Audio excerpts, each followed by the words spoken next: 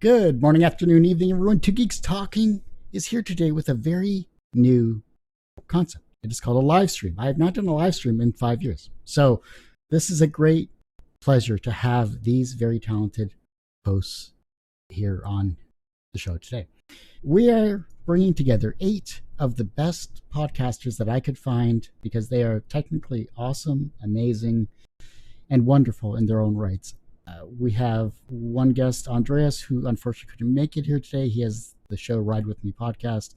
We'll get him on the next batch of these types of roundtable live stream sessions. But let's jump right into it. Let's start off with a quick introduction of everyone's show. I'm going to start with Mikey there at the very top since he's at the top. Hey, Kurt, thanks for having me. Hey, everyone, my name is Mikey Kamuda. I host the Mikey on Mute podcast where I talk about my mental health journey and I talk to others about theirs so I can gain perspective, break some toxic masculinity stigma. Very new to the scene, so I'm very thankful to be joined by everyone here. So again, Kurt, thanks for having me. I'm Reena Friedman Watts, host of the Better Call Daddy show. I love to interview interesting and controversial people, share the stories with my dad, and then he weighs in with his intergenerational take. I interview daddy's girls, inspirational fathers, anybody with a good dad story, and I also just love collaborating with other creators. Thank you for putting this together, Kurt. No problem. I was almost like herding cats for a second there. Hi, my name is Jay. I'm the producer for the James Altucher shows, occasionally co-host, and I collaborated with Reena multiple times on, different ads and stuff. So my strong suit is producing like technical stuff, microphones, audio interface, anything audio. And then, I secretly record a bunch of my own stuff that, I'm just banking it up, 5 different ideas, and then when the time is right, I'm just gonna launch it, and then just hopefully it would take the world by the storm. Thank you. Let's go with Barney there. I get so excited. My name is Barney Smith. I host a podcast called Story Comic Presents, and I also have one called Vermont Artists and Authors, and I have another one called We Make Children's Books. I've been doing this for about 5 years, and as you can see by my background, I'm fully embracing my Gen X heritage. So this is the scene that I would always look at if I was homesick from school. I would always be watching that. The Price is Right. What was your other part of the question? Just introducing yourself? Yeah, that was it. Then I did it. I did it. There you go. Bonus points. Love that. Izolda, let's go with you here. Hi, everybody. Kurt, thank you for putting this together. I'm Izolda Trakhtenberg, and I host the Your Creative Mind podcast, where I take you behind the curtain of innovation, and together my best-selling author, Grammy and Tony Award-winning guests, entrepreneurs, and I break down the secrets of creativity, storytelling, and problem solving. And on the solo episodes, I show you how you can do it too. And Jeff, last but not least, certainly not last but not least. Hello, I'm Jeff Haas with the First Stars podcast. In its 4th season, I interview the stars of film, television, music, and comic books. And you can find me on YouTube and Spotify and everywhere else. Hey, short and sweet. That's the point of it, because we want to dive into these questions. We want to dive into the 8 topics and questions that we painstakingly put together for this particular live stream. Since Andreas isn't here, I'm going to steal I'm going to borrow his question just because it's a great icebreaker question. And the question is this: what made you come up with the topic of your podcast? Topic or name? So I work for the James Altucher show. Obviously, my boss, James Altucher, came out with his own show name. But I usually come up with the topic. How we come up with the topic is because our show focuses so much on current event and educational and stuff like that. So I usually go to 5 or 6 different news websites, see what people are really talking about. If people are talking about something on X, doesn't mean they're talking about something on the social media. So we just look at generally what people are talking about then, and then not necessarily to route up their feelings or route everyone's feeling. It's so much, if we talk about the topic, what can we learn from the topic? If we want to talk about presidential elections, we usually weave in a lot of like the history that we can learn from, and hopefully our listener can learn from as well. And when I start a show of my own, I usually like entertainment plus educational, because I felt like that's the perfect intersections for a lot of people and listeners out there that's trying to find something new. So Mikey on Mute is a podcast. I like the twist of the name because for so long I was on mute or silent about my mental health struggles, what's going on. I was raised not to talk about those things. And so I really just felt like I was on mute. So it kind of came to me just was a fun play because what podcasters on mute. So I thought that word was great. But the concept of the podcast started off selfishly to help myself. I wanted to video journal about my mental health struggles. Writing down things, it doesn't seem to work for me. It's great for people that do, but I wanted to kind of just voice it out. So I started recording the overview of my mental health journey, and it turns out that other people actually dug it. So that was pretty cool, and I have been able to meet a whole bunch of interesting characters that I get to talk to and try to really bring those conversations back to the forefront, make them less taboo. I have kind of a strange story about this podcast's name and theme, and that is that it's evolved over time. And I guess if you're listening to this and you're struggling with what to start with, I encourage you to start. And if you want to change later, you can. My show started with Be Your Best Creative Self. Then it went to Tell Your Stories Better. Then it went to the Creative Mindset. Then it went to the Innovative Mindset. Then it went to the Creative Solutions Podcast. And then this January, I changed it to the Your Creative Mind Podcast because I keep trying to find exactly what I'm trying to talk about in the most sort of educational and entertaining way possible, as you said, Jay. But what's interesting about it to me is that as I hone in on it, my audience has come with me. Right? They have not said, oh, I don't want to listen to that. My numbers have actually only grown as I've evolved the show and evolved the title and evolved the theme. And so now, as I'm moving even more into the aspects of creativity that are both internal, subconscious, the building of mindfulness and awareness to be creative, all of that is fodder for me to talk about on the solo episodes, but it's also a way, a lens through which my guests and I can look at how they do what they do and how they succeed in their chosen creative fields. And then we can sort of disseminate that information to the audience, and people really love that. They're really responding well.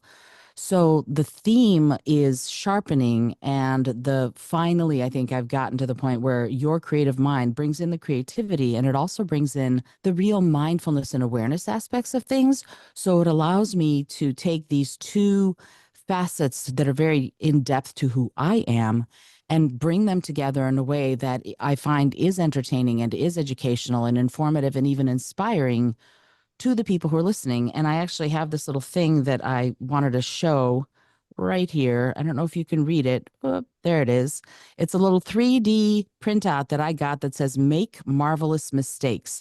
And if I could do it over again and start from the very beginning, that might be the name of the show, the Make Marvelous Mistakes podcast, because in looking at the way our minds work, in looking at creativity, this is what I've decided to do. And I encourage the people who listen to me to fail often, fail spectacularly, make those marvelous mistakes. And it lets us all be much more free to create the way we dream of creating. I started off, so I got a degree in art, studio art, and I did what anyone normally would do with a degree in art in the late 90s with it. You join the Peace Corps, so that's what I did.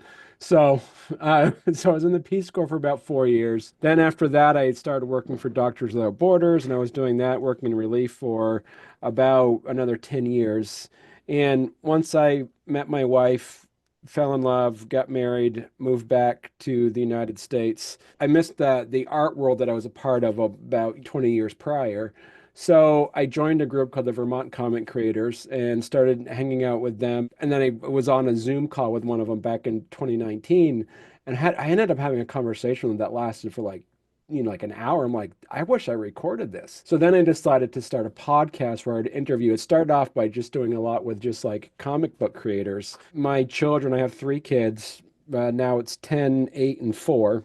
Really started getting into, as Venn diagrams go, I started then getting into children's books and then finding children's book authors to interview. And then from there, people said, oh, you interview authors. I'm like, yeah, I do kind of. And then all of a sudden I started getting all these like long prose authors coming on my show. So that's why I had to separate it out into like 3 separate distinct podcasts. I've ended up now not working on my own stuff very much anymore. Now just concentrating on talking to other people. And it's grown. I mean, from there, and as Jeff and Kurt know, with my love of interviews and doing podcasting, I ended up buying a radio station. So now I actually own a radio station, technically 3 radio stations. And now I'm in the process of buying a weekly newspaper. And it's all because of Jeff and Kurt that being able to have me do this. Just kidding, you guys, but you guys are a big part of my life. My podcast too has been definitely an evolution. In the beginning, I kind of wanted to go back to like my Jerry Springer roots of like booking wild and crazy stories and then seeing what my dad thought about that. So in the beginning, I interviewed like a former KKK guy and a Jeffrey Epstein survivor and a phone sex operator and all of these interesting stories. And then I kept getting people coming to me with like, they were either dads or daddy's girls, and they were more like relating to my relationship with my dad piece. So then I started really kind of focusing more on that. Like, okay, I'm cool interviewing an author, I'm cool interviewing a creative, but tell me a little bit about your upbringing and like what legacy means to you. And I feel like it's really gone more that direction. It's a long story that I'm gonna keep very short. Basically, I've always had interest in comics, so I started writing articles for a website where I would every so often talk to experts for their input about whatever issue I was going to talk about. I moved into podcasting with another show. Then I realized I was doing most of the work for that show, so I decided to do my own. And because on my own, not all that interesting, I interview interesting people instead. And that's kind of what I do with my time.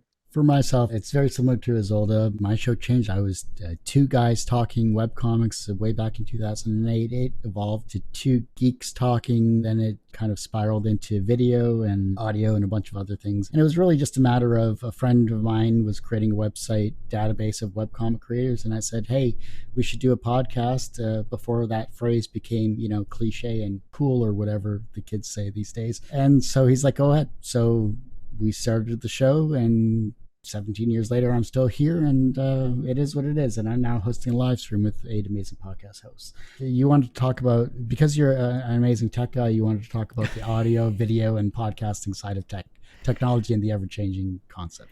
This has been on my mind for like the couple I'm just gonna do it very quickly. First off, I just want to say how to choose audio equipment. I'm sure everyone's here had some sort of, every time before you start a podcast, people are like, hey, how do you choose a piece of audio equipment? Usually these two audio equipment especially, it's always on people's radar. One is the Rodecaster. I'm sure everyone here heard about the Rodecaster, and everyone's like, hey, I want a big Rodecaster that costs about $600, $700, right? Do any one of you guys use Rodecaster? I'm just curious. I have the Rode NT1. Okay, Rode NT1 is different. Rodecaster is like the big, makes it looking one. Yeah. And then the other one is the Samsung Q2U, and then the other one is Blue Yeti. It should be 3. Blue Yeti is sort of die off now. No one uses Blue Yeti, and no one should use Blue Yeti ever. People that use Blue Yeti doesn't really know how to use them. I'm sorry. Do you use Blue Yeti? I got a Blue Yeti right. This is a Blue Yeti right here. I'm so sorry. Well, the thing is, like, a lot of people just doesn't know how to use Blue Yeti. They either have their gain way too much in a room that's not treated, so like you just hear all the echoes everywhere, and then you also people that doesn't read the manual, so you speak on top of the microphone rather than the side where the logo is. That's the front of the microphone.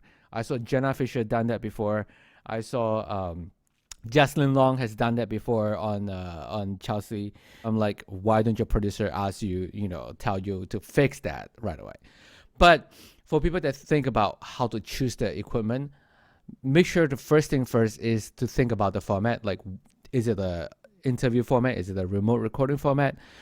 Are you using everything that your equipment that you're thinking to buy at all? So let's say the Procaster has tons of the mount, has tons of the pad and 6-7 faders, tons of input and output. I've been troubleshooting with my friend. They are like, hey, I got this piece of gear, but I never use all of them. Like, what should I do? So you're $600 down the drain when you're using only one mic input. So make sure you decide your format first, and then decide on the equipment. And then if you're just starting out, you just want to try and see if you like podcasting at all, go with the Samsung Q2U. It was $50, USB straight to the computer, and then just call it a day.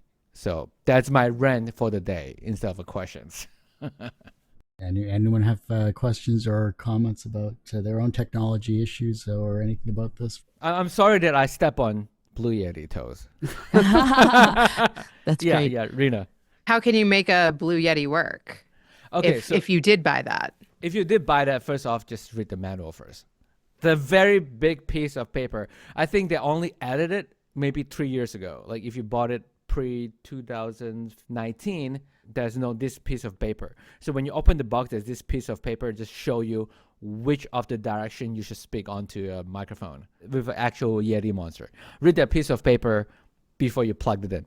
And then read the manual, because there's 2 knobs at the back of the Blue Yeti. There is the gain, and then there is the polar pattern. The gain, if you just started out, the gain should be all the way to the lowest possible, because it's a condenser microphone. It's very, very sensitive. So no matter how loud or how soft you're speaking to the microphones, make sure it's the lowest, so you're not distorting your audio signal or it's too loud. And make sure on the polar pattern is always choose, I believe it's the third to the left. It's look like a peach. What that is a cartwheel pattern. It would detect the signal from the front and then reject anything that's 180 degrees behind the microphone. Hopefully that makes sense. I would say too is like one other point about that is for anybody that's listening or watching that's thinking about doing a podcast, they're wanting to start their own podcast, don't go right away buying the Cadillac of equipment. Yeah. Stick to something a beginner, because you have to learn how it works. And the other thing too is my recommendation is every time before you actually start recording or doing something, test your sound levels first, because you don't want to be in a conversation for an hour and then realize that you were actually like pulling off of the mic from your default webcam and not from the mic next to you, which has happened to me a couple times. And then really understanding what your software that you're using to edit afterwards is going to be really important too. So. Yeah, one thing I'm just picking back of that is, when you do sound check, even when you do remote, right, on Zoom, I appreciate Kurt is like, hey, your audio is peaking, it's distorting, popping. Can you do something about it? And then I do the troubleshooting on my end. But let's say if you have the host, and then let's say Reena come on as a guest with me.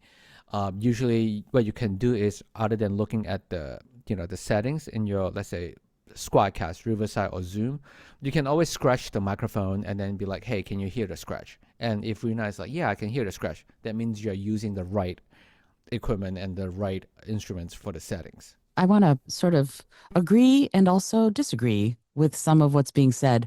On the one hand, I agree that if you're not sure, you should start a little smaller. On the other hand, a lot of this equipment can be multitasked, right? So I have 1, 2, 3, 4, 5, 6, 7, 8 channels on my mixer board that I use, but I'm also a musician and I record singing and guitar and violin and keys and all of this other stuff as part of this. So some of this depends, as far as I'm concerned, when you're going shopping for your equipment.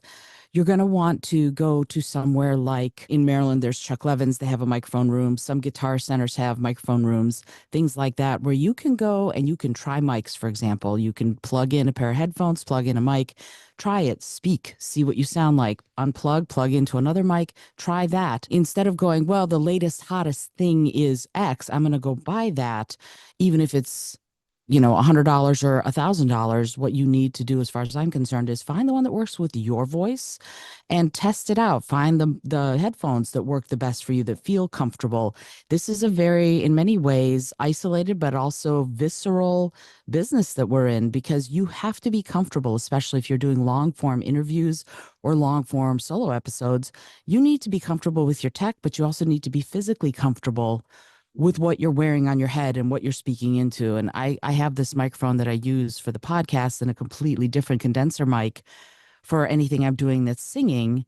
But we have to remember that unless you're using like a really, really good microphone, you don't sound to the outside world the way you sound in your head.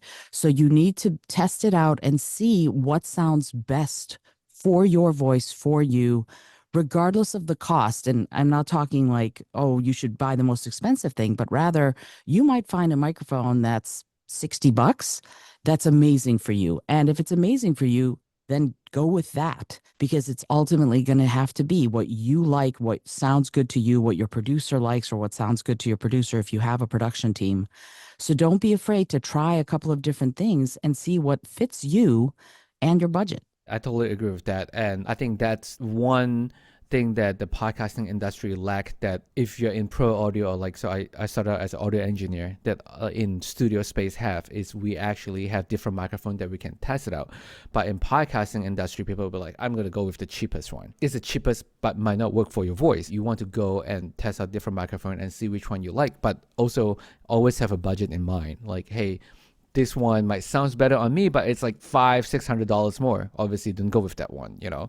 But yeah, like, go out and try it out, especially for headphones, because you have to wear it for at least an hour every time when you go on interview. You know, pick the one that you are most comfortable with, because everyone has a different earship, has a different head size. So yeah, so I would say, like, try out and test out everything that, if possible. Yeah, let's move on to the next question here. We're going to join into Jeff's question. How do you get the big guest you've always wanted to interview? I mean, obviously, there's a few ways to do it, depending on what your industry you're looking at: comic books, film, television, music, whatever.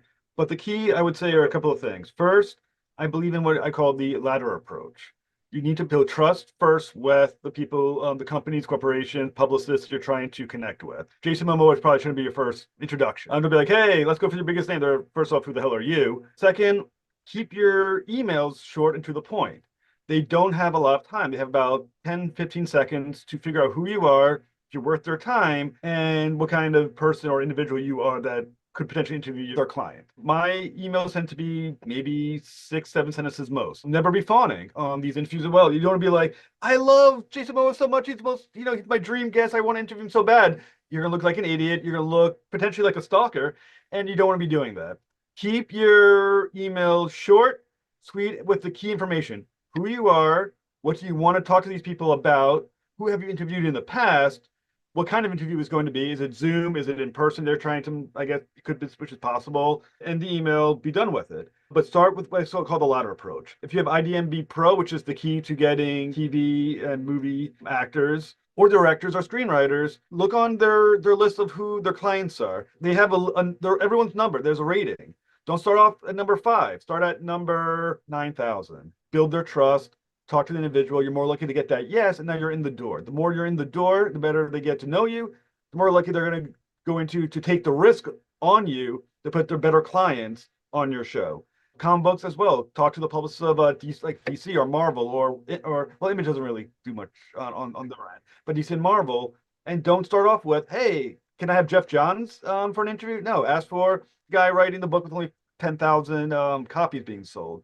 They'll be more likely to say yes, because no one's reading their book anyway. And then you build the rapport and you keep going.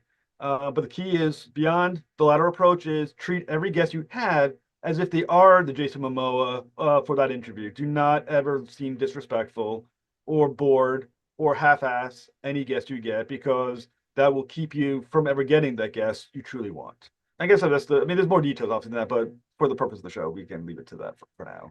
I want to jump in on this because, first of all, yay, I agree with you completely. And IMDb Pro is a phenomenal resource. So thank you for pointing that out. I also want to say a couple of things. First of all, one of the things that I'm very lucky to have is that the PR pros have found me. So I get about 30 to 40 pitches a day from people who want to be on the show, which is lovely.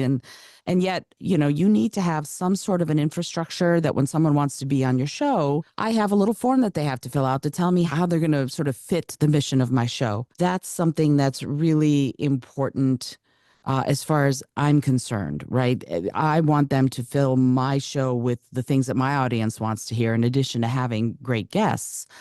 So I do that. I go, okay, this is what I want. This is how I'm going to want you to fill it out, blah, blah, blah. So that's part of it, is have an infrastructure for treating your guests professionally and making sure that they're going to be a good fit for your show and your show is going to be a good fit for them. I also have a PR pro thing, a little deck that I put together for PR pros so that they know the kind of guests I want them to pitch me. I don't want someone, I'm vegan. So for example, with that, I don't want anybody who's in the animal industry. No matter what you do, if you use animals for anything, I'm not going to want to talk to you. So I have had to train the PR pros themselves to go, okay, she doesn't want to talk to anybody like that, but I have this person who's a best-selling author. Great, I want to talk to you, right? So they now know I work with, I don't know, maybe 15, 20 PR firms. They know who to pitch me. So I trained them to do that. And there's a deck that I have to do that. The other part of it is when a guest has a great time, and I agree with you completely, Jeff, that do what you absolutely can to make sure that the guest is just thrilled with their experience, I ask them, is there anybody you think I need to have on my show? And I've gotten some phenomenal guests just from asking that question at the end of our chat. Just like, who do you know who would be interested in coming on the show and talking about their creative process? Whoever they are, Grammy winners, Tony winners, doesn't matter to me. What matters to me is, are they interested in being on a show to talk about this stuff and their own inspiration? And so I ask guests, I ask people I meet in the street. I had a phenomenal Grammy winner, Odyssey, who's a rap artist. I was sitting at a restaurant outside here in Brooklyn, heard a guy talking about the fact that he was going on tour. And I literally stopped him and I said, hey, I don't know who you are. Who are you? And he told me his name is Odyssey. He's a music producer and artist, and he's traveling the world rapping. That's what he does. And I'm like, I need you on my show. He's been on the show, and he got me new people to be on my show. Right. So that's another way to do it. Don't be afraid. Have your business card or your digital business card ready. If you are out there and you hear someone talking about something that has something to do with your show or your interests, introduce yourself, talk to them, see if they'd be a good fit or if they know people who'd be a good fit. I want to point to Jay because he is behind the scenes of the James Altucher show, and they book a ton of like famous celebrity types. So you've got to give us some insight into how you get the guests. Well, I think I was lucky. I have to attribute to my luck and my boss as well, because my James already have a big following, so it's easier to get guests on the show. But a couple things that I have done is that no matter if I know if that guest's gonna come on the show before or if he's gonna say yes or no, I always like, hey, I always reach out. So let's say we have someone that came on the show before, or I know someone that I want them to be on the show. If anything's happened in their life, let's say they just got married or they just have a baby or anything, always just reach out and say, hey, congratulations, have this, blah, blah, blah, blah, blah, build a rapport, build like some sort of connections and network a little bit. Also going to different conferences and meeting different people, that helps too. Even on social media, I think Reena do the same too. Like on social media, if you follow Brian Keating, you respond to Brian Keating's post or like comment. So start building rapport with them that way. Doesn't matter on Instagram, Twitter, or anything. Just go and report. Know that, hey, this person exists and this person is not a bot that just follow my account. Then that way, building that rapport can sort of help you land the guest. Yeah, I want to piggyback a little bit onto that. Brian Keating is how I got to you, Jay, because he introduced us. I think I was working for Kathy Heller, and like she was wanting me to reach out to James Altucher to be on her show, but that didn't first come together. And then I saw that somebody I was connected to was connected to James, and then I ended up, through Brian connecting me to you, getting James on my show. So, there has to be, I feel like, a lot of touch points if you want to get somebody famous. Like, it took me a year and a half to actually get Jerry Springer on my show, and I was connected to his publicist. So I got yes, I got no, I got yes, I got no. But one thing that you said that is so, so true. If somebody has a baby, congratulate them on that. If they are going on a book tour, say, hey, I'd love to read your book and have you on if you're looking to be on a podcast. So I also think like sharing their content and actually listening to their content, you can find something to add on to the conversation that they're already having. And I feel like that works really well. I got Katie Couric to share me because I went to one of her events and she saw me in the audience taking picture and, quoting people from the event. And then I share her stuff. I listen to her stuff. And then she was like, oh, wow, this chick is actually like a fan. Yeah, I love that. The fact that there's social media presence, the fact that you're providing a human touch, a human connection to this content, whether you're a fan or whether you're trying to get a guest. The interest factor is a key aspect of it. And once you dive down the rabbit hole, you might find common interests that you didn't realize you had based on their celebrity persona versus, their themselves as an actual person. So I think that's a wonderful connection to have overall. Yeah, I just want to add a little bit on that is that I think Jordan Harbinger from, the Jordan Harbinger show told us this before, or at least on the James Altucher show, what he said that like, you make sure you personalize every interactions with the person, even though it's on social media. Don't just say, hey, congratulations on your baby. Just say, hey, I remember blah blah blah. I remember talking about you have like your wife was pregnant for how long. Congratulations on the baby. I hope you sleep well. I hope you get to sleep often and stuff like that. Yeah. So personalize the response and the interactions doesn't that helps as well. I think it almost rolls over into the question that I was going to ask later and kind of bring up as well. Not to jump on that, but I really think that when you are searching for those guests, my question was more, how do you find those quality guests versus quantity? I started this podcast very recently last fall, and I have an influx of people that are filling my messages. Hey, I'd love to be on your show. I see your numbers. And it was very overwhelming at first. I'm like, oh my gosh, this is amazing. I have so many people that want to talk. And what I need to kind of step back and do is look at, do all of these guests fit my values? Who are the ones that I want on the show, or am I just trying to fill a spot? I go back to, like Izolda said, being vegan, you're not going to want to have somebody in the animal industry on your show, even if they do reach out, even if it could get you 5 or 10 more guests, however many more episodes. You have to kind of stick to those values. So I think I want to kind of reach out to all of you here and get your ideas as a new podcaster. How do you balance that quality over quantity? How do you stick to your values? Am I staying in the reason that I started podcasting? So I kind of want to open it up, and anybody that has some insight, I'd highly appreciate it.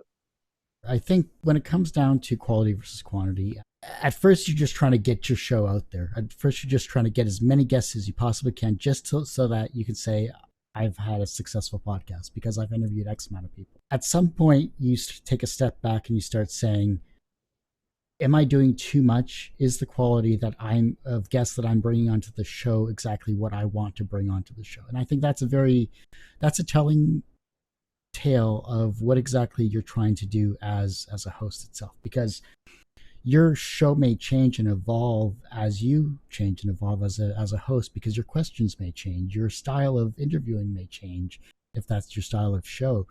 But I think it comes back to sticking to your core values of why you wanted to get started, and that can be very difficult when you get, I've done 200 shows in a year, or you start getting burnt out with the show, or you start getting an influx of people that maybe you don't want to speak to, but you have a deadline you want to meet, and things like that kind of pile up on you. It's on you as a host to create a quality show. It's not on you to take everyone's, I want to be on your show, put me on your show, etc. Don't take that all into yourself. Talk with other people to kind of relieve your mind when it comes to, don't burn yourself out as fast as you may. Yeah, I'm going to jump on that really quickly. I think, what Kurt said is totally right. But so for the James Altucher show, we get pitched like thousands of business book a month or a couple months. Like everyone write about the same thing. Taking cold plunge, time management, that's what every business book is talking about. So ultimately, James would be like, okay, I don't care about this. I don't care about this. What really matters to him is what can you learn from this guest. That's how you find a quality guest, because the audience is an X-ray machine. Your audience is an X-ray machine. If your audience hear that you are really interested in this person because you can learn something from this person, that's like the ultimate way to find a quality guest. And also you can also like reduce burnout that way, because if you do the same business book all the time, you're like, I got bored of this. Also, sometimes, I'm not sure if you have considered this, like if you have no guests, just do a solo episodes, because your followers or your listener listen to you not for guests. They're listening to you, for who you are. And I absolutely love that point. But I did, 12 solo episodes before I started talking to other people. I'm going to do more solo episodes to update. I always tell my listeners, mental health, the journey is ebbs and flows. It's going to go up and down. So you're going to get updates from me. So I appreciate that, getting that mix so there isn't that burnout. I love the networking that you guys were talking about. Reena has been such a blessing to send me so many people like, hey, I think this person would be great on your show, or shout me out. And so I appreciate that camaraderie that we have. I think it looks like, hey, I had this person on my show. seemed like a good fit. Maybe they'd be a good fit. So kind of that word of mouth quality. Again, I appreciate all of that. I'm right there with you, actually. So Reena has done the same for me. That's how Kurt and I met. But also, I would like to say that, again, those pre-interview materials, like the form that I have, so important. I tell people up front, for example, I'll go back to the vegan thing. No animals, no animal products, no da-da-da in the form. And they have to agree to that. If they don't do that, they can't be on the show. I also tell that to all the PR people. And for right now, for example, I'm not taking any coaches. Every coach wants to be on my show, and I'm just not. And I say that no sales, marketing, or coaches, folks. That's it. If you see that and you're a sales, marketing, or coach person, don't bother applying. You won't get in. So that's part of it, is you have to know who you want. Like, really study for yourself. If you're a new podcaster or you've been doing it forever and ever and a day, take sort of a survey of yourself of who you want on your show, the kind of information they have to give. And I tell everybody who comes on the show, I want 60% of what they say to be for my audience, 30% to be for them, and 10% can be for me, for the things that just is between the two of us. But the majority of it needs to be geared towards what my audience wants to hear. I would say too is that the piece of it too is, as everybody's been saying, is like what we provide is that we provide a mostly an audio form of entertainment. And the point about an audio form of entertainment is like people get to imagine how the conversation's going. What we do is our base goal and mission is to educate, entertain, and inform. And being able to do all three of those is going to be ideal. The onus is on us to entertain and then keep that entertainment and information to our listeners. Our guest that comes on changes every week. And so it's our job to make sure that our listeners are being educated and entertained and informed. And the biggest piece that I've seen when I was promoting I have a dad joke book. So just kind of exploring. When I was going through that, I noticed I went through all kinds of podcasts and there was all different levels of podcast hosts. And I realized that it made me a better podcast host to see the mistakes other people made. Like, one is podcasting 101 is do your research on who your guest is. There's nothing that's more frustrating than when you get on the show and someone's like, so what do you do? I'm like, wait, we're going to be talking for an hour and you have no idea who I am. Like, it's like. Well, I mean, I would also, we're talking about quality of hosting. A decision I think everyone needs to make before they start hosting is whether or not you want to be the star or you want your guest to be the star. I think that's like the key thing to keep in mind. I think there are clearly hosts that believe they're the star, and there's hosts that want the guest to be the star. And you got to make that decision. That does dictate your entire process of doing your interview. That's everything. That's a good point. I actually was just listening to Roseanne Barr, who I find to be hilarious. I was listening to her podcast last week, and she had on Adam Carolla, and she was talking about, I love to talk. Like, she loves to talk as much as the guest. And I don't think everybody that has interview shows actually wants to talk as much as her. As a guest, you kind of got to know the format of the show and what you're getting into before you agree to go on someone's show. Because if you're going on somebody's show that wants to talk equally as much as you're going to have to leave room for that so you don't step on them.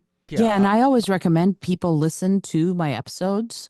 Like, take an episode and listen to one before you're on the show to see what it's like.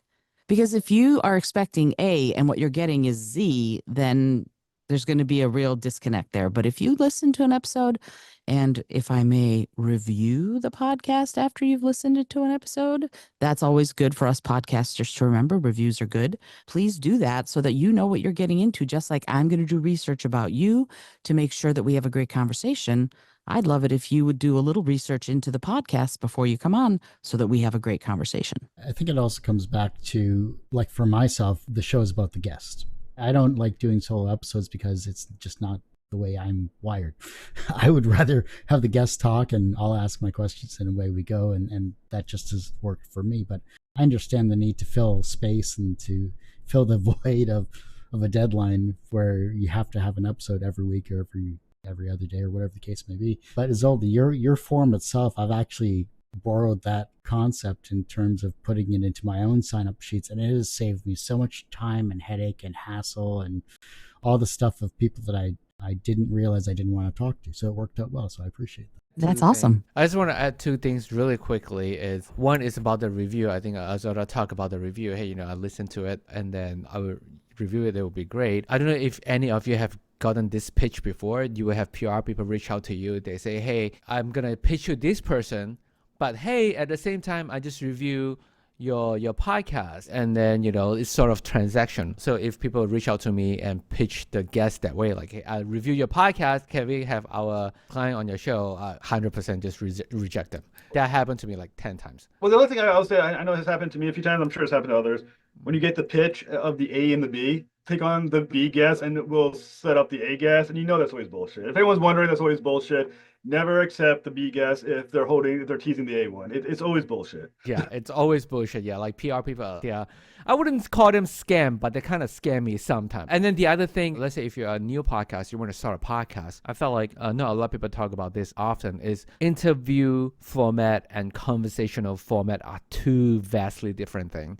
Like Izolda said, like, hey, if you are an interview podcast, make sure you 60% of the things that you said has to be, for the audience, and then maybe a little bit about you and maybe a little bit about us. And the conversational podcast is like Reena said with Rosenbar, they were just both talking. So make sure you have to set your expectations, for your guests or for your host. Like, hey, we are the interview podcast, we'll ask questions and then just revolve around the question. Or we are the conversational podcast, we will have this topic, but keep talking about those. And I'm going to just throw out one more thing. This is important because I've been both a host and I'm also on the side of publicist. So I've been on both sides of things. And I think also if you do want to get better guests, you do want to get a better quality of guests, professionalism is key, and not just simple things that you might not even consider, like the link. Don't send the link 20 minutes before the show. Have it, what I'm saying? Like, have it as soon as possible. There's certain things you can do that just makes you look more professional, look like you're in control, and look like you're taking seriously the guest. And I'll say the publicist that drives me the most crazy is when there's someone sending one of my clients onto a show and they're like,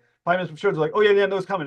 It's like, it should have come yesterday. What I'm saying? It's like little things of just basic professionalism does separate you from a unprofessional that will eventually just die on the vine because they can't get the guest because they alienated too many publicists, too many guests with unprofessional behavior back and forth. Your question, Reena, first about researching guests, because I think that ties into what we were just talking about. I learned this from, I'm going to shout out another podcaster, Sean Dillon from Beyond the Mic. One trick that he taught me that I absolutely loved was go to people's social media and see how they respond to other people's posts. You can literally scroll back through years of comments on Twitter and just see how they've responded to other people. You will really get to know someone like that. You can use the language that they use in conversation. I love to do that. I love to see how they have responded to other people through their social media and what they're talking about on their social media. So that's one of my good tricks. See what they're lately talking about. Another really good trick I like with the people that I'm going to interview is I go to their most recent LinkedIn recommendations and I see who has vouched for them. And then I'll connect with 2 or 3 of them and I'll just be like, hey, I saw you wrote a stellar review for Izolda. I'm getting ready to interview her. I'll tell them a little bit about the podcast and I'll say, hey, is there anything that you're dying to ask her or any curveball questions you might have or anything that you think that I should ask her? Also, then when you put together the podcast, connects you to 3 people that love Izolda and you could say, hey, afterwards you might want to check out the question I shouted you out in the episode. So I think that is a really kind of insider thing to do, is become friends with their friends. And also, this kind of goes without saying, but maybe not for new podcasters, I always listen to 1 or 2 episodes that they've been on somebody else's podcast, or if they have a podcast, what are they recently talking about? If they haven't been on somebody else's podcast, I stalk their social. And if they have a podcast, I listen to their podcast. And if they've been on somebody else's show, I listen to them on someone else's show. That's kind of what my research tends to look like. I'm going to back you up on that. One memory I did have, because I invited the guest before checking the socials. This was maybe first or second year. And after going on the socials, I politely canceled the interview. I was like, okay, I can't have this individual on my show. He's definitely not someone who is the kind of person I want to bring to my audience. Keep in mind, one thing that even though what we were going to talk about wasn't what bothered me about what he was talking about, every time you bring someone on your show, you are advertising not just what they're trying to sell, but everything they're saying on the social media, because you're eventually bringing them down that line. And you've got to take responsibility for that. So yeah, I definitely had to cancel. I don't think I told him I think I was like, you know what? Unfortunately, I'm going to be canceling the episode. And I just, politely left it. It does help to check. It does help to check because you never know who you're bringing on the show and what you're potentially exposing your listeners to. I so wholeheartedly agree with that. I have had to say the words, I'm afraid I'm no longer able to offer you an interview on the podcast so many times. And you have to say it. You have to be professional. You have to be polite. But I had this amazing nonprofit. They're restoring the coastline, the shoreline in California. They're doing amazing work. I was like, yes, yes, yes. Buried way down deep. And their website was blah, blah, blah, fishing. And I went, up. And this was going to be a phenomenal get as far as an interview. And they pitched me. I didn't pitch them. But I saw this one little mention of the fact that they do things with fisheries. And that's my deal breaker. So I had to go, oh, thank you so much. And then they came back and were like, no, but he doesn't have to talk about it. And then you get into that sort of what are your values? And I still said no. But we owe ourselves not just the socials, but I've gone to the university the person went to and looked them up if they're a relatively recent grad. I go to their about sections on their websites, obviously their LinkedIn, their accomplishments, all of that. If they're in Standard & Poor's, I will check that. I used to work for a company called the Information Prospector, where we did public records research on people. So have they been in newspapers? When was the last time they had earned media when someone was interviewing them on a show or a newspaper, things like that? There are so many avenues of research that are open to us to find out how they present themselves in public. Also, that's another facet of this, not just what they're talking about, but how are they going to talk? Some people don't want cussing and swearing on their show. Some people don't care. But also, if you're talking to me, I'm not abrasive. I'm not an investigative journalist who's trying to trip you up. And I know that about myself. Like, I've done that research inside my own head. So if you're coming on and you're going to be really abrasive, you're not someone who's going to be right for my show anyway. And it's good to know that before we take the time to do all of the interviewing and all of that. It's about setting boundaries. And I think that ties into really what my question was going to be perfectly honest, because that is a valid point, because there's so many avenues we can access everyone's information, but they can access our own too. So are we a good fit for them? I think that's another background question. Or are they just trying to get that spot and fill in your schedule? You got to think about what audience do you want. I will say on my show, I've had different actors, writers, stuff like that, and they will, they'll be political sometimes as well. And I have to make a decision. Do I want anyone who watches my show at this point will just know that I'm hardcore liberal. That's just how it goes. And I really am losing part of my audience because of it. And when I turn down a guest, say there's another guest who I didn't realize turns out was hardcore in the opposite direction. I'm now dealing with responses on my page from time to time of this crazy person. I'm like, okay, well, I brought this onto my show. And you got to think about, now I got to make a, stand the next time. I'm not going to have, I got to be a little more careful who's coming on to make sure that I'm not bringing on someone who is totally against how I feel politically or some area that I could feel responsible for. There's a guest I had too, as I was interviewing, he had a very opposite my point of view politically poster next to him. And during the show, I kind of froze. I was like, oh crap, you know what I'm saying? Then I asked him, I was like, what's that? He's like, oh, I'm in a movie where I'm playing a character and this is advertising that thing, but he's an asshole. I realize. It's like, okay. You kind of let some things go, but you got to make sure you got to be aware of what audience you want, and then be willing to lose an audience as well if you do want to make that stand. It's going to be clear that, let's say, a far-right person is not going to be on your show, or you're going to say something that's going to offend a far-right individual. You realize you're going to lose that viewer, potentially, and make a decision if that's what you want to do or not. Yeah, there have been times where I've had to completely delete a completely edited posted interview based off of someone's legal troubles as well. It just wasn't a valuable interaction once the law gets into play. Whether it's allegedly or not, it doesn't matter. It's like, you got to cut your ties where you cut your ties. No matter how much work you put into it, whether it was an interactive interview or podcast, wherever the case may be, it's just sometimes you have to take the loss and just wipe it off the internet for as much as you can. That balances into my particular question. The fact that we're looking over quality over quantity when it comes to guests, the fact that we've given so much information from the research side of things about how we schedule guests, how we get pitched guests as well too, I think that's rather valid. My question is along the lines of, what happens when you get a guest that repeatedly signs up for your show and then cancels? At some point, at least for me, I say, I'm sorry, this is my boundaries, And I actually have a thing in my calendar where it says, if you've been on the show this year, please be mindful of other potential guests and apply next year. I mean, I'll say for me, from part of it depends on the size of the, how many views I assume the guest could bring. I will be honest about that. If it's a indie person who I think won't get me didn't show, then usually sometimes I'm a little harder line. But usually my rule is 3 and out. You got 3 strikes. The third strike, I don't care how big you are, I'm not taking you back my show. Same rule of how long I'm going to wait for you. If you confirm 15 minutes, if you didn't confirm 10, after that, I have a few times when after 20 minutes, I've got a phone call, be like, "Hey, the guy's ready to come on." I was like, I don't care. I'm done. I mean, that's just how it goes. And you got to hold the line just for your own sanity, I think sometimes. Just for your own, I have principles and I'm not going to be your bitch. And sorry to swear and, and let you cancel me over and over again. It's not fair. I give you guys 3 shots. The one point I would say, like, I've always agreed with things that Kurt and Jeff have done 95% of the time. But the one thing I do say that you guys do that I tried and it did not work was have an automatic Calendly thing where people can sign up. I let people email me, and then that gives me that width and breadth to actually then take a pause and then decide if they're going to be a good fit or not. And then I have people that have come on. I actually have, it's called the friend of the show, which Jeff and Kurt knows. If anyone's been on my show 3 times, they get the moniker friend of the show.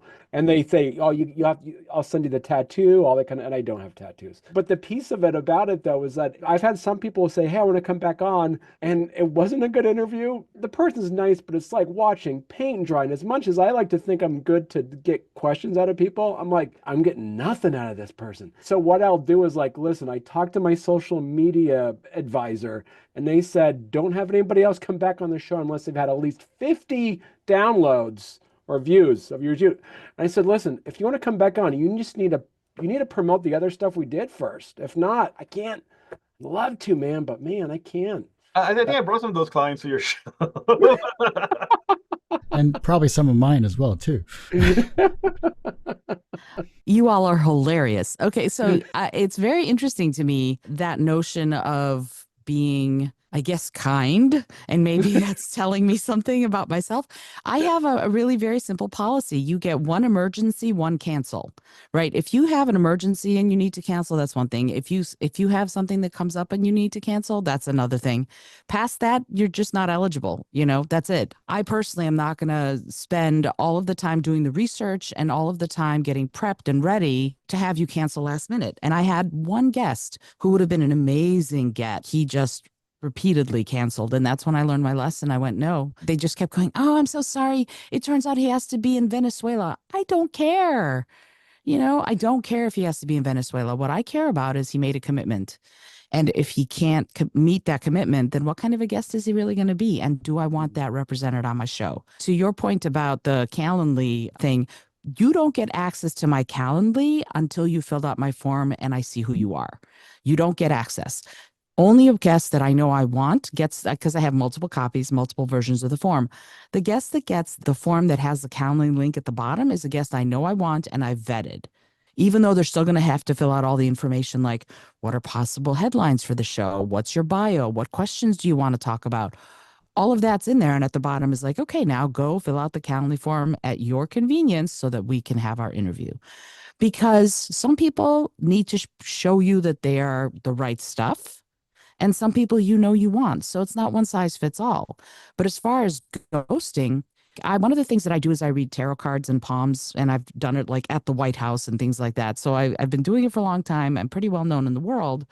I've had people come on and try and test me, and I'm like, you're not doing yourself any favors. You could be getting a reading that's useful to you, or we could be wasting each other's time. I don't want you to waste my time. I don't want you to waste your time. Don't bother with this, right? So it's the same kind of thing with guests. Just as I need to give them consideration and respect, they need to do the same for me. And if they can't, because they're so busy, then maybe right now they're just too busy to be on podcasts and they need to go elsewhere for their PR. That's totally fine. No harm, no foul. I just don't want to be in a situation where I'm making myself crazy doing the research or getting upset because someone keeps canceling. It's not worth it to me to have them on the show, no matter how big they are, because my peace of mind is more important than whether or not they get on the episode. I think that makes perfect sense. Yeah, absolutely. you have to have this balance of human understanding. Like you said, if there's an emergency, okay, I get it. Things pop up all the time. Life's crazy. But if it's a pattern, at some point, you have to kind of be a little selfish and go, it's kind of a privilege for you and I to even be having this conversation to try to set this up. It would be a privilege if you're trying to get on here, if you're pushing this hard, and be a little selfish and go, hey, this is not worth my time. This is not worth the mental energy I'm putting into it. A lot of us have lives outside of the podcast, whether that's a full-time job, families, just taking time for ourselves, which I know can be very hard for me to have some me time, but you have to balance that. Is all of this worth it? And I think that goes back to that quality over quantity. And if it's causing you more stress than the enjoyment of the podcast or the idea of the interview, set that hard line. Tell them, sorry, it's not going to work out. I'm going to piggyback on what you just said, actually. I don't think it's being selfish. I think it's being professional. I think you're treating yourself as a professional when you say this isn't a good fit because of the logistics here. And that's totally fine. And, it's funny and I'm just going to say this, and I'm sorry if this is going completely off the rails, but somewhere along the line, podcasting has become this thing where the paradigm is you should be doing it for the love of the game. And if you're not doing it for the love of the game, then you're wrong. This is a business for us as well as it being something we enjoy and love. You wouldn't do that to your doctor. You wouldn't come into a doctor's office and keep canceling and not showing up and expect them to just take you whenever you're ready. Why would we as podcasters be any different? We're professionals. We need to behave like professionals, and we need to treat ourselves and the show as a professional endeavor. And if someone is blowing you off, after a while, you have to set your boundary and, more importantly, stick to it. The reason I give more than one chance too, though, keep in mind too, is also an investment of yourself. For instance, there was a composer recently of a TV show. I'm not going to name the composer of the TV show, and I did watch the episodes. So I did get the music.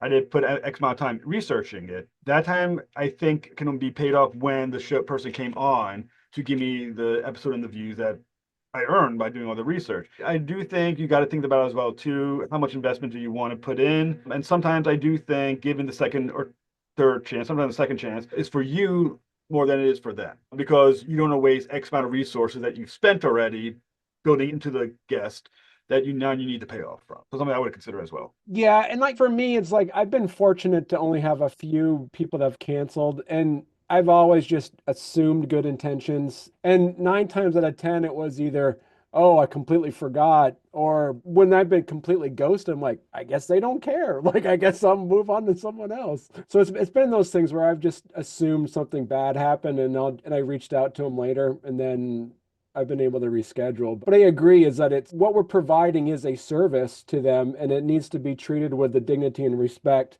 of the time we're invested into it. And I believe most people seem to understand that.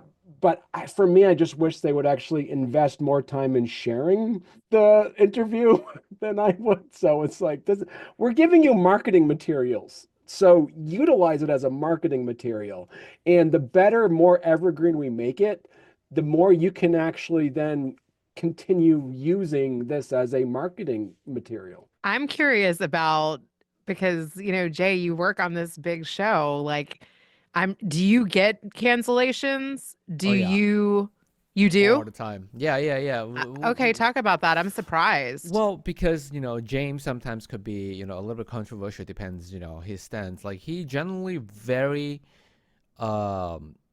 neutral in terms of politics or anything, but sometimes neutral might not be good enough for certain people. So they'll be like, hey, they wouldn't flat out say like, hey, this is not perfect fit for us. They were like, oh yeah, we're just gonna push our the podcast maybe a couple weeks down, and then they just never respond. But we do have some person that James always read their books before they come on, and then we will have one very good friend of the show just wrote a book that's totally out of his realm, and then James read it, and then he's like, this is not a good book. I don't want to promote this. His other books is fine. This is not a good book. He shouldn't have written this. So I have to reach out like, hey, I'm sorry, James is not available. Maybe we can come back on in like a couple weeks or whatever when your next book is out. So we sometimes have to do that. And it's not fun because we know that person is a good friend of the podcast. We do want to ruin the relationship, but sometimes if it's a bad book, you know, you don't want to do your audience or listener a disservice by just promoting a bad book, you know. So yeah, that happened. I've had that too, where I liked somebody's first book and then they sent me a couple other ones. I was like, oh no. And I agree. Like, if you're saying this is a great book, go out and get one. And you're like, I couldn't get through it. I tried to make myself read it 3 times. You're like, maybe not. One tip But I'm taking from Reena, because we were introducing a guest to each other through email, and their introduction had something to do with their book. And Reena, this will stick in my head, wrote, "Can I get a copy of that? Can I read this before I'm promoting it?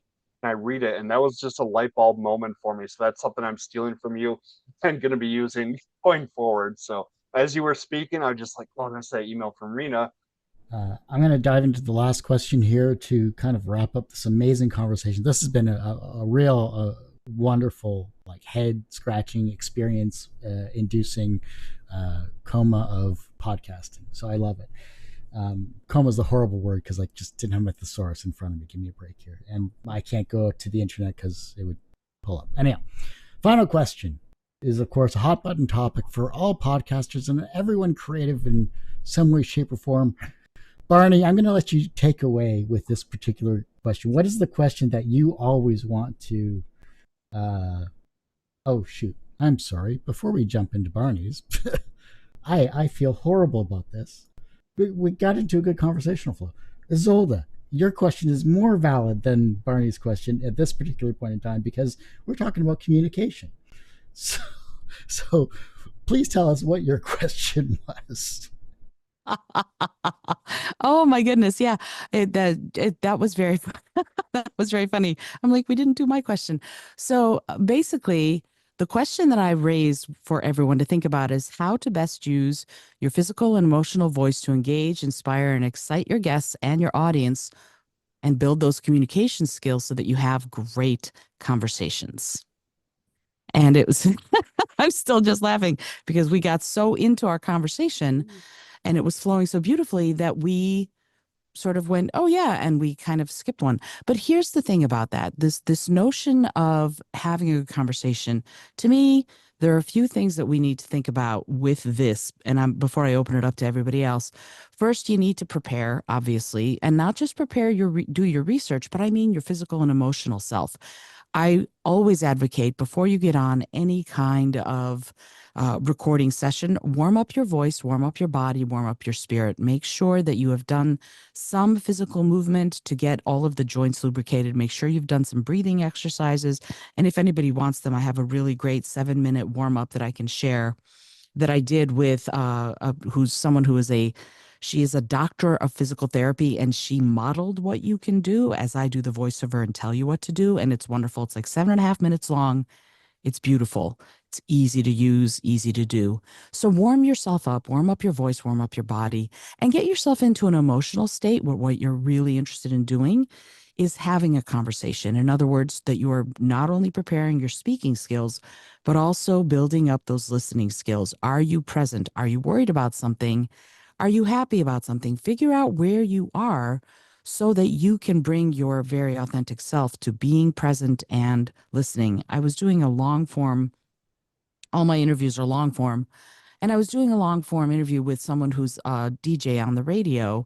And she said, paid me a lovely compliment. She said, you do really present hosting. And I went, what do you mean by that? She said, I felt like you were with me no matter what I was saying every step of the way. And that takes some fierce concentration.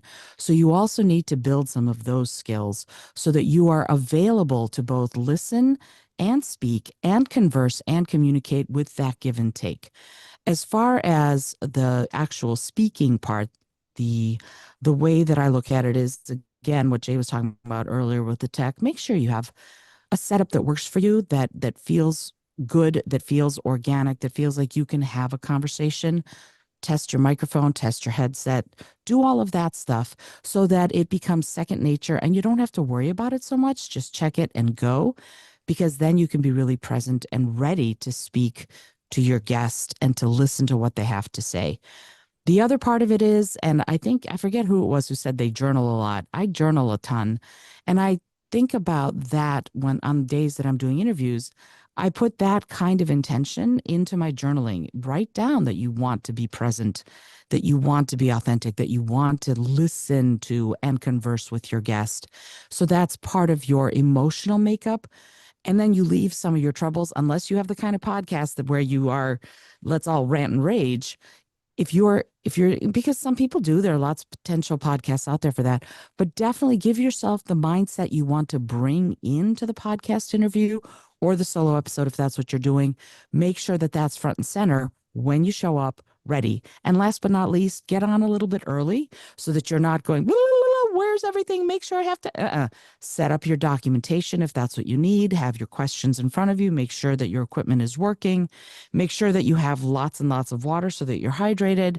Unless you're Tim Ferriss, who does those drunk dialing shows, which just think is hilarious.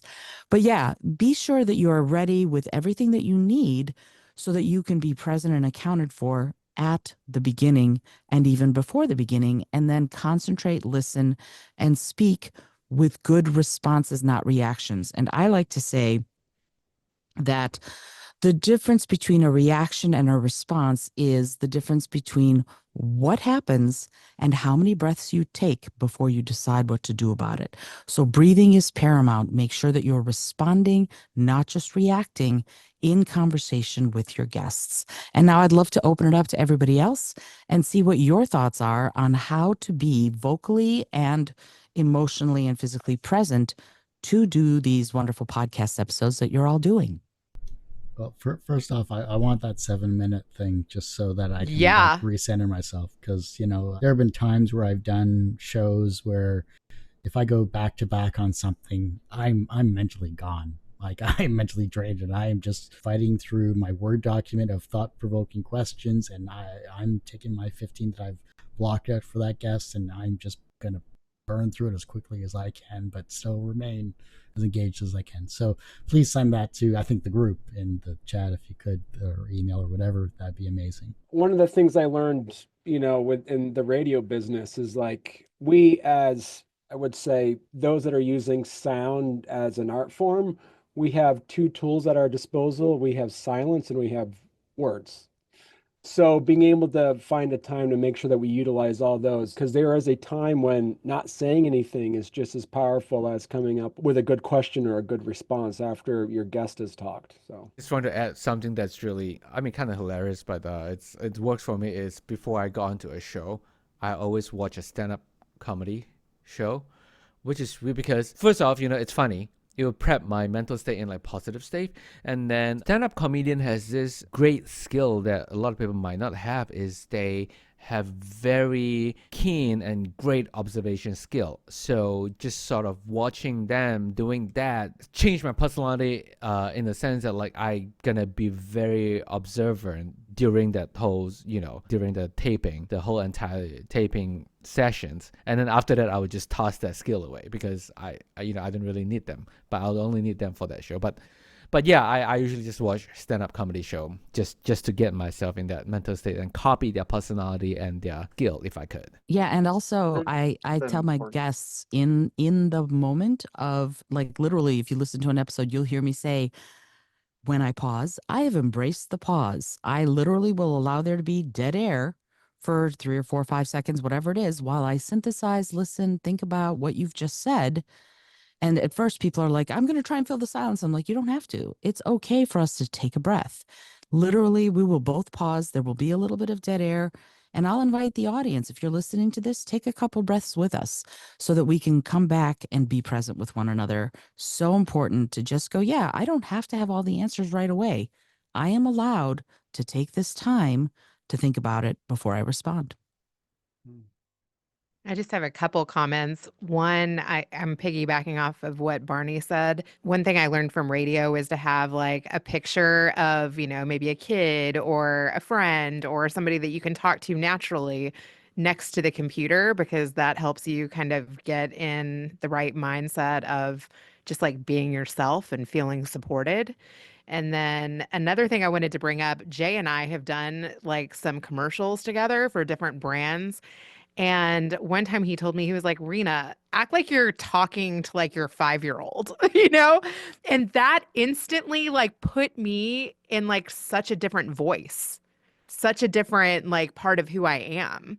So I think there's little mind tricks like that, whether you're watching a comedian or whether you're looking at a picture of somebody who supports you and loves you and like accepts you for exactly who you are, but or whether you look at your kid and you're like, okay, now I'm talking about being a mompreneur. So kind of get in that space. I think it's interesting that just thinking about somebody can also change how you communicate. It needs to have this natural flow. The skill, whether it's in podcasting, interviewing, or just everyday life, that's been really important for me to learn is listening to understand versus listening to respond.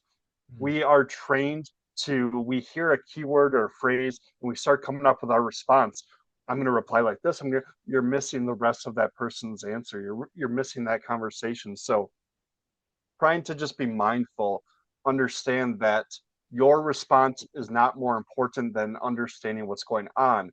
Because if you have your questions laid out, you might go on autopilot and just, Rena's going to talk about kids or something like that. I'm going to go, oh, great. So let's talk about buildings. And that didn't even match up, because I wasn't listening. I heard something else. And so I think it's important to have that skill in general. Listen to understand, even if you're not as conversation based, even if it is more interview style, you want to know what your interview guest is saying. You want to sound like you know what you're talking about, and you don't want to just sound like you're rattling off questions. I think it comes back to, yes, the active listening is a huge aspect of interviewing, whether you're a one-on-one or in this case a one-on-7.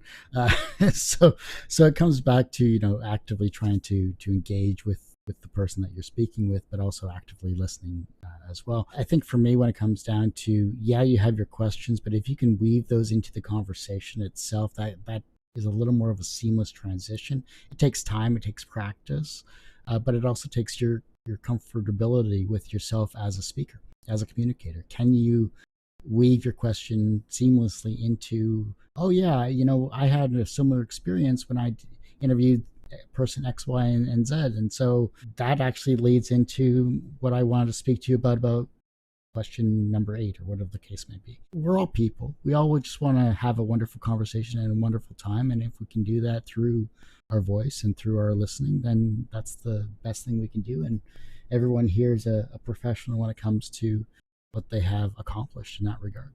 And one also too, just on the end of that though, Kurt, is that at the end of the day, what does your audience expect? If your audience expects it to be purely flow conversational, then that's one thing. But if they expect there's segments to your podcast where all of a sudden, okay, now we're going to talk about your top 5 favorite books or whatever, there has to be a balance based off of what your audience is expecting from you and your show as well. Last question, ironically, is with Barney here.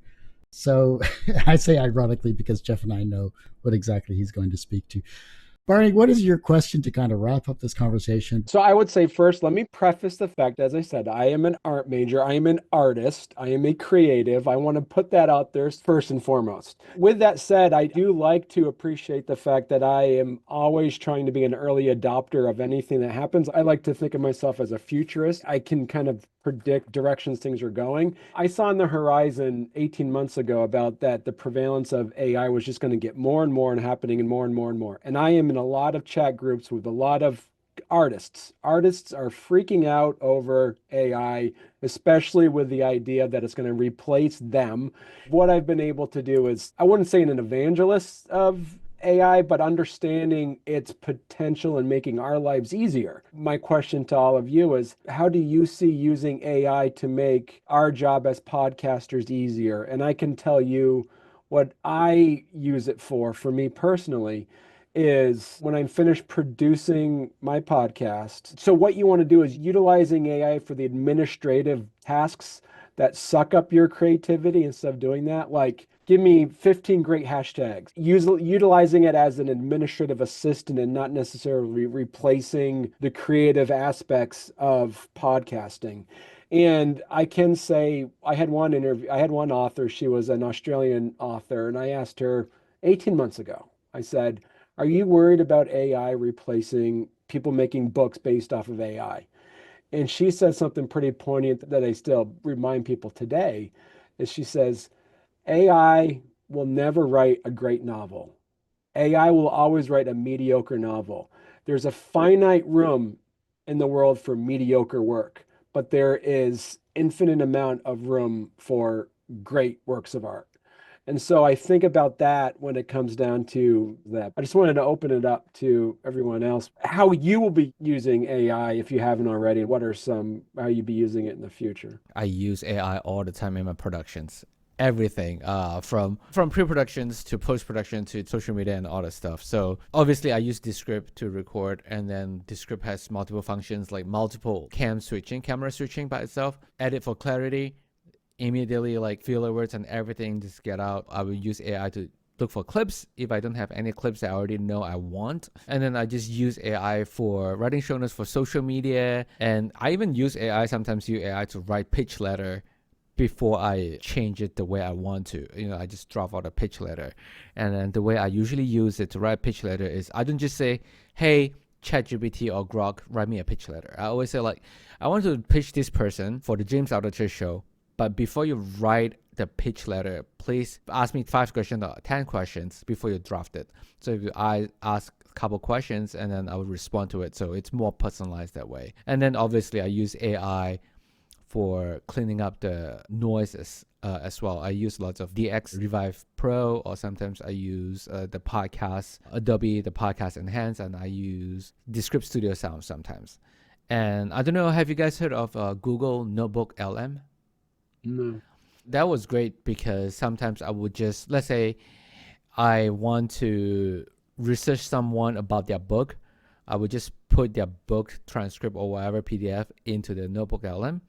And then what they do is they can make it into a podcast episodes, like 2 persons talking. So sometimes I'm like, oh, maybe I can ask the questions that person has asked or the AI has asked when they're doing this audio version of the book. But yeah, that's generally how I use AI. I can't live a day without AI. I never thought to use AI for a pitch. That's a great idea. And I also never thought, I get pitched by authors all the time sending me PDF copies of their books. I never thought to put that into AI and be like, hey, what are the best questions to ask out of this? Those are great tips. I love that. I use AI for a couple of different things. I use it whenever I need something organized, right? So if I have huge lists or something like that, I will say, give me a chronological flow or give me an extrapolated flow or give me a Venn diagram among all of these different ideas so that I don't have to do all of that kind of organizational work. The creativity, again, is I always wanted to stay mine. Thank you very much. But also, I write a lot of proposals. I have it write proposals for me, like in the style that the federal government wants to see or the state government wants to see or that this kind of company wants to see. Because frankly, I am not interested in spending my time writing proposals at all. In fact, if I never saw another proposal again, it would be entirely too soon. The same goes for accounting. The same goes for bookkeeping. So a really actually accurate accounting or bookkeeping AI would be fabulous. I don't trust them yet. But for anything that is going to be something like, I need to write this proposal or I need to create a pitch deck and I need you to tell me what the organizational flow should be for this pitch deck, is a beautiful way to use this. So for example, if you've got a podcast and you're interested in finding sponsors, if you need a pitch deck to get sponsors for your show, that's a really easy way to use AI. Make sure you know who you're going to be pitching and then have it create the sort of the skeleton that you will then make your own and also have it be something that will fit what the potential sponsor needs.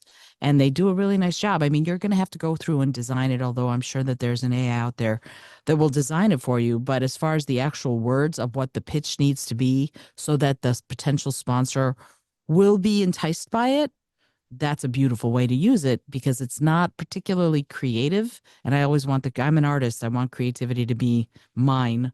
But the nuts and bolts stuff of like, how do you create the pitch deck, set up the pitch deck so that the sponsor would go, ooh, I want to talk to you and sponsor your show for 4 episodes or 8 episodes or whatever. It's a beautiful way to do it. Now I know exactly how I want to start approaching sponsors. So thanks, Izolda. Yeah, let me know if you need any help with that. I'm in the midst of the nuts and bolts of it, and it's starting to pay off.